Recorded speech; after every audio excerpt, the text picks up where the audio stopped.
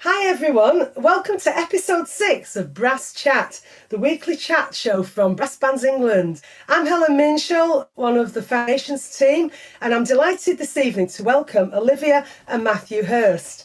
They are the winners of the BBE Under-18's Outstanding Contribution Award for 2021. So good evening, Olivia and Matthew.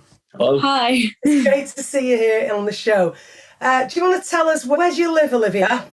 We live in Clitheroe. Up in the Lancashire hills, miles from anywhere. It's a wonderful part of the world, and a part of the world that's famous for its brass players. There's lots of good bands in that area. So, how old were you two when you started? How old were you, Olivia?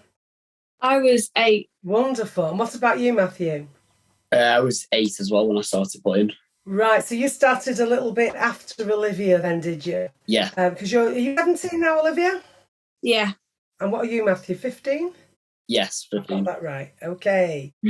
So, Olivia, I believe you started playing as part of one of the famous Wider Opportunities projects with a full class. Is that right? Yeah. And which school was that at? St Leonard's Primary School in Lango. Right, and that was with Lancashire Music Service, was it? Yeah. And who was your teacher there? Julie Rayton. Wonderful. And so, from your class that we're all learning to play brass together, are any of them still playing other than you? I think a few carried on from the Wider Opportunities and we went into a small group through Year 5 and Year 6. But I think I'm now the only one that's still playing now, 7 years later. So, the children that started had the opportunity, first of all, to learn in a full class, and then at the end of that year, they were asked if they wanted to carry on into small groups. Is that right? Yeah. As like lunchtime sessions they were. Right. Was that all free, or did you have to pay for the small group lessons? Or can't you remember? I can't remember. Oh, don't worry about that. Okay, so Matthew, how old were you when you first joined a band outside of school? So I was 8, so I think I've been playing for around 6 months when I joined the training band there. Right. How many notes do you think you could play when you first joined the training band? Probably about 5 or 6. Which training band was that? It was at Boulderstone. Right. Were you at the band as well then, Olivia? Yeah, I joined in the training band but got moved. I was in the senior band as well. So you played for Boulderstone Brass, that was your first band that you joined? Yeah. Is that quite near you? Yeah, it's about 15 minutes. So you must have quickly realised that this was something that you were very passionate about. You started on cornet and stayed on cornet, Olivia. What about you, Matthew?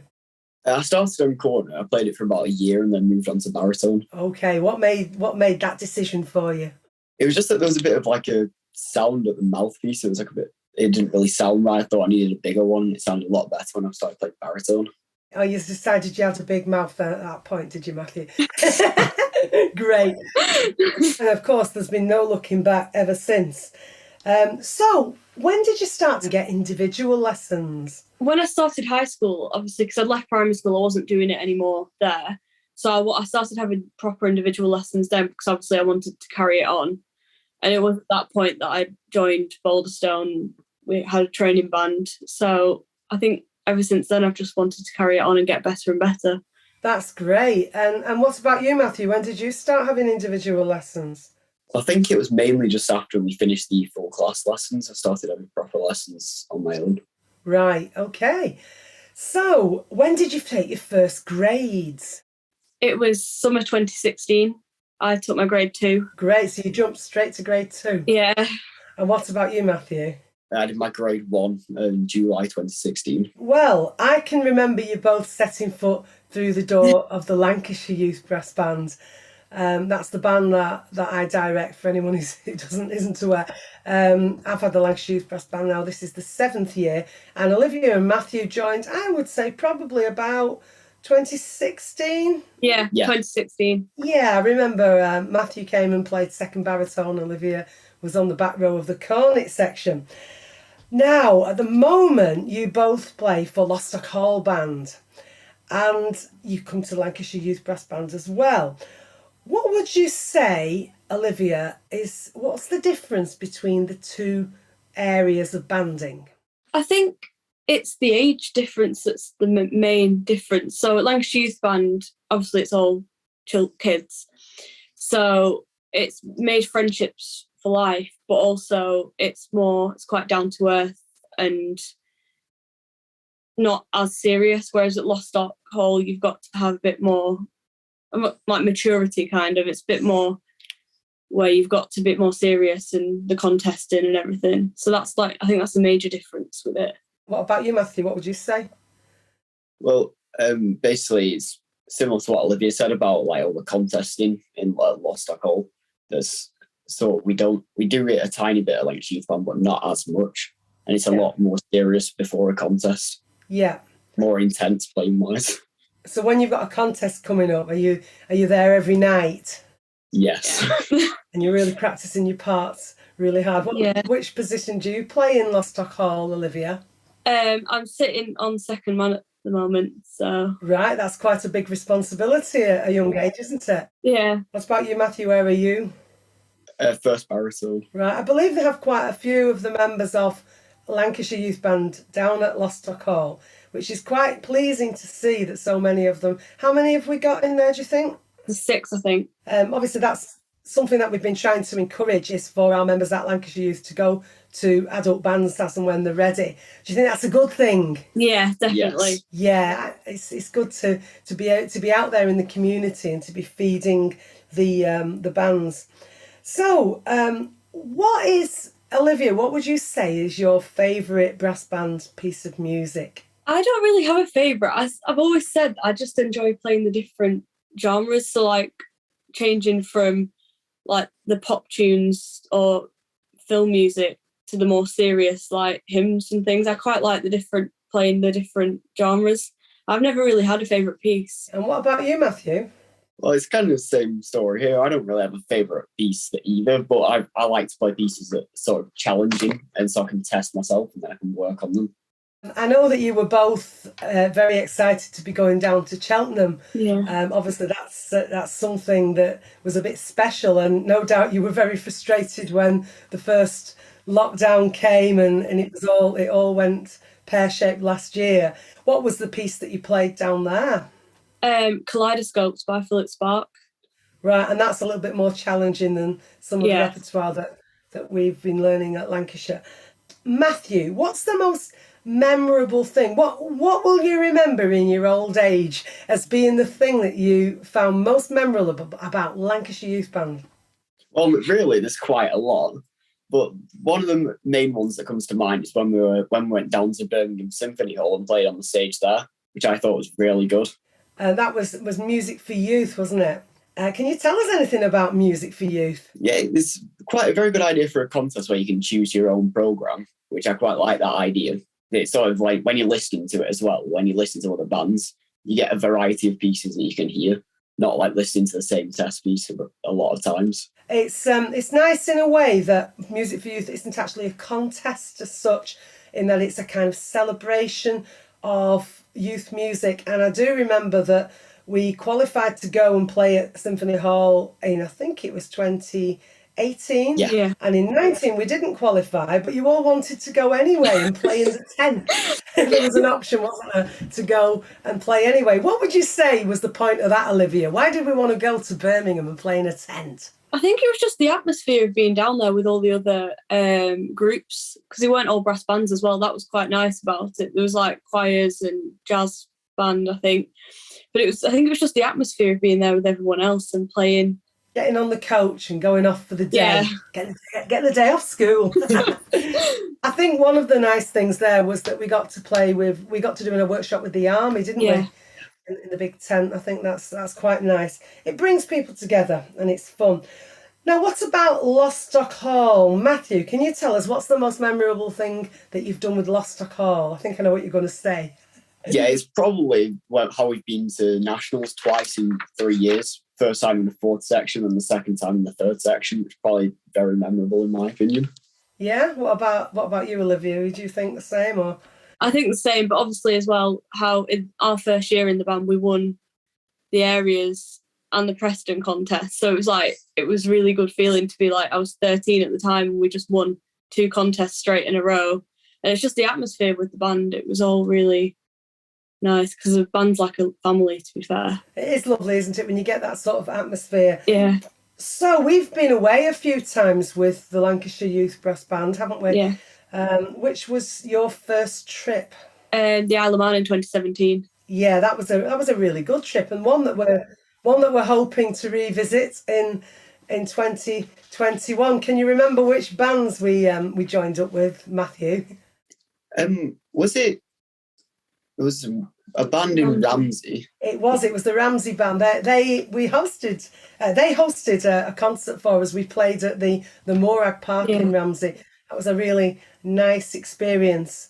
And of course, the other band that we met up with over there was the Manx Youth Band, and we did a concert at the Villa Marine Arcade. I remember that was a really good event.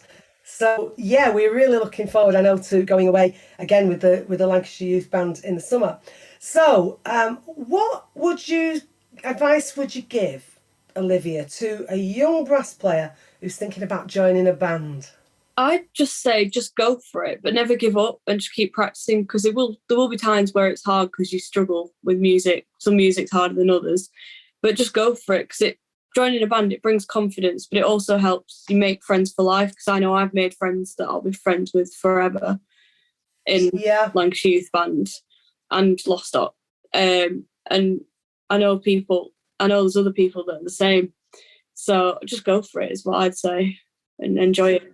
I do know that my own children are now 28 and 30 years old, and they are still in touch with the friends that they made when they were your age. Were in Astley Youth Band and Bolton Youth Band and Wigan Youth Band, and I know now that some of them have got babies, and they met at a crowd. They met up last week with their babies for lunch. So I mean, it's you do make friends for life. Would you agree with that, Matthew? Yes. I think we've had such great times with Lancashire. In fact, we've just returned from a weekend at Borac Hall in Carnforth. Which one of you would like to tell people about our weekend at Borac, what we got up to? Okay, I'll do it. So we did a lot of playing around the weekend. For instance, we had rehearsals Friday night, Saturday night, Sunday morning and Sunday afternoon. And all the playing was absolutely amazing. And we also had a rehearsal led by Simon Cowan on the Sunday, which was really useful for me and also the band as a whole. And the social side of the band was also really good, especially after all the time in lockdown that we've had, and just being able to catch up with people and do something like this. And we did quite a few activities aside from playing music, didn't we? Yeah. Some team building activities. Go on, what was your favourite, Olivia? Definitely, I did the canoeing, and it was really good. Canoeing. Who would think you would join a brass band to go canoeing? It was absolutely hilarious, though. It was just so good, though. We could all have a laugh with each other while we were doing it. Was that your favourite as well, Matthew? Well, I did the low ropes, which was real. Oh, did you? Low ropes, what's that? Well, it's just basically course that you go around with harnesses on, so you have to try and get around all the different obstacles. It's always builds kind of team skills, doesn't it? Things like that. Yeah. Kind of learn to work as a team together, and that's really important, I think, in music, isn't it? To be able to kind of rely on your friends, because that's what you need to do more than anything in music. Now, how did you feel when you heard that you'd won the Outstanding Contribution Award? Go on, Olivia, what was your first thought? It was just a bit of shock, really, because we had it on the TV, but I had no idea what it was going to be us. And I think I was just on my phone, and then all of a sudden I heard them start mentioning playing carols and there'll be two people. And then that's when I kind of perked up a bit, because I was like, oh, maybe that's us, because it sounds like everything we did, and it was all the stuff talking about what we'd done. So it was just a lot of shock, really. I don't think it sunk in for a while afterwards. Right, what about you, Matthew? Yeah, I also felt the same sort of stunned as I was not expecting it at all. And also to be recognised by the banding community, it was just amazing. Yeah, it's a really good feeling. I was sitting there listening as well, and I thought, oh my goodness, I know who these two are. Yes. Because what you actually achieved last December was quite remarkable in the circumstances during the lockdown. Olivia, do you want to tell us a little bit about what you did? Yeah, so last year we decided, because obviously there was no band or anything, we decided we wanted to play some carols, because you can't do Christmas without carols. No, you can't. And then we thought, oh, maybe we should do it and raise some money for charity. So we chose the East Lancashire Hospice. But we thought at the time, oh, maybe we'd only get like 5 or 6 bookings and maybe £100, something like that. But then... When you say bookings, yeah, can you explain to them what you mean by that? We advertised it on Facebook and basically just said if anybody wants like a carol concert for the street or anything around the Ribble Valley near us, we're taking bookings. Just the two of you? Yeah. And so we decided that we'd do that. And then we thought we'd only get like 5 or 6 and maybe £100. But then they came in, I think we ended up with 34 bookings throughout December. So more than one a night. Yeah, it was. I think we did 3 in one day at one point. So did you play the tune and Matthew played the bass line? Yeah. Is that how it worked? Yeah. I can remember there was a point during the middle of all the bookings when one of you ended up having to isolate because there was a case in your class. Was that you, Matthew? Yeah, that was me. Oh, I bet you were fuming. Yep, that was. So what did you do? Did you go out on your own, Olivia? Yeah, I did some of them on my own, and there was a couple of them we managed to get a friend to come and do social distance. But most of them I did on my own. I think there was about 9 where I couldn't do them with Matthew. That's quite a challenge, isn't it? Yeah. Did you find that people came out into the street to listen, or did they just look from the windows, or how did it work? Majority of them, there was loads of people out. There was a few that were like done it for tree lightings or the street lightings or whatever, or they were having a bit of a party. So they all came out to watch, which was really nice. And there was a couple that were like, they stayed in the houses and looked out the windows. But the majority of them, it was all the neighbours coming out and just having like a little bit of a Christmas concert kind of thing. Some even asked the carol sheets to sing along. And how did it make you feel, Matthew, to be able to play Christmas carols last Christmas? Felt good. Did it make you feel happy? Yeah, it did. After like not playing properly for a while. Oh, I do remember on Christmas morning last year, my family, we went out into the street and we played. There was 3 pairs of us outside in the street playing. It was lovely. And we also did a similar thing on Christmas Eve. We played, myself and my husband and Brian Taylor and his other half Jill and my daughter Sam and Neil, and the 6 of us played carols socially distanced outside our church, and it was a very special feeling, I thought, considering the year that we'd had. And I'm sure you were very, very much appreciated by all the people that came to listen to you.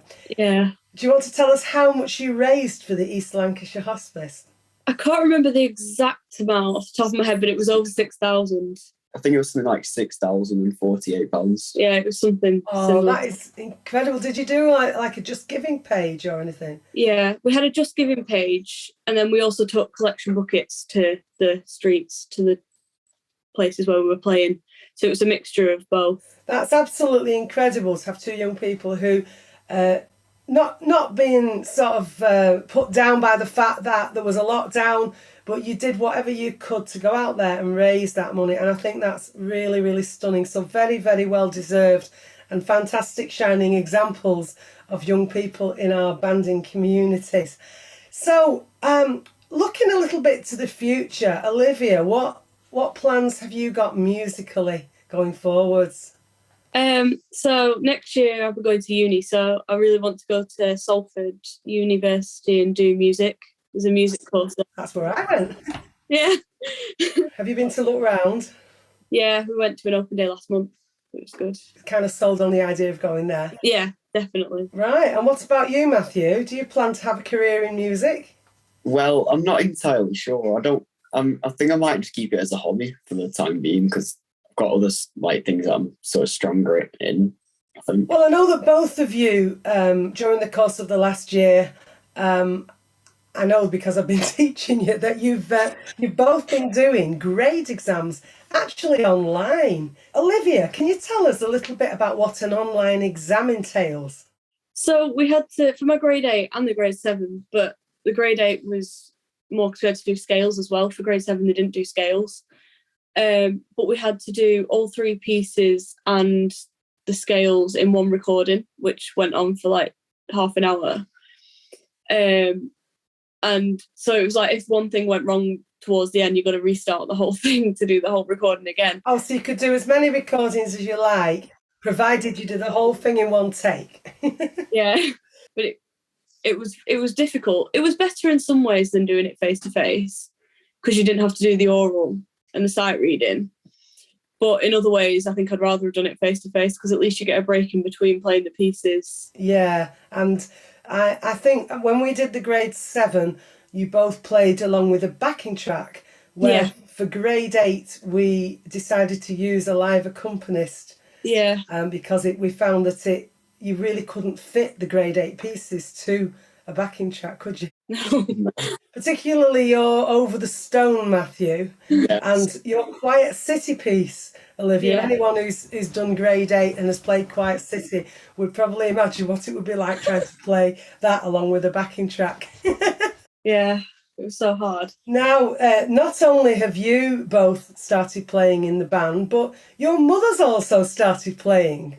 Yeah. The result of you, was that as a result of you playing, do you think? Yeah, when we joined Lostock, they only had like one percussionist, I think. So the conductor at the time asked her to play timps, and then she's carried on ever since. But was it literally come here and hit that? Yeah, it was. And that's inspired her to start. Did your mum have any knowledge of music before that? I don't think so. So it's a whole new skill. Yeah. We're not going to get your dad involved as well. I've tried. But Well, it's great to see you both doing so well on your instruments and practicing so hard. How much practice would you say that you do, Olivia, in a week? at the moment, I've been trying really hard to practice every day. But some days, obviously, it's been hard because of college and fitting things around things. But I try my best to practice most days. And do you what kind of things do you practice? Do you start with anything in particular, or? I usually just practice things on from the band pads that I'm struggling with, so just bits of pieces that I need to work on.